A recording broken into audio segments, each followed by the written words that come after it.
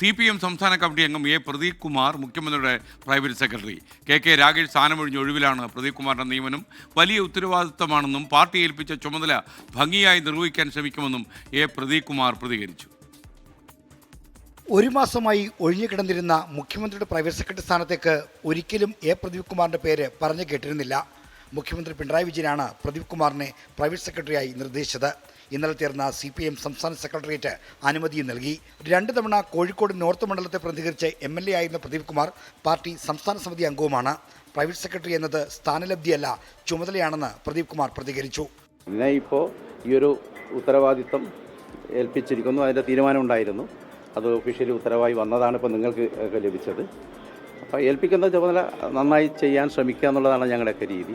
ഏത് ചുമതല ഏൽപ്പിച്ചാലും സർക്കാരിന്റെ അവസാന വർഷം മുഖ്യമന്ത്രിയുടെ ഓഫീസിനെ ജനകീയമാക്കുക എന്നതാണ് പ്രദീപ് കുമാറിനെ പ്രൈവറ്റ് സെക്രട്ടറിയായി നിയമിച്ചതിന് പിന്നിലെ ലക്ഷ്യം. സൗമ്യനും മികച്ച സംഘാടകനും ജനകീയനുമായ പ്രദീപ് കുമാർ ജനപ്രതിനിധി എന്ന നിലയിലും നല്ല പ്രവർത്തനം കാഴ്ചവെച്ച നേതാവാണ്. CPM-ൽ വിഭാഗീയത രൂക്ഷമായിരുന്ന കാലത്ത് പിണറായി വിജയന്റെ എതിർചേരിയിലുള്ള നേതാവായിരുന്നു പ്രദീപ് കുമാർ. 2005 മലപ്പുറം സമ്മേളനത്തിൽ ഔദ്യോഗിക പാനലിനെതിരെ VS പക്ഷത്തു നിന്ന് മത്സരിച്ചിട്ടുമുണ്ട്. 24 തിരുവനന്തപുരം.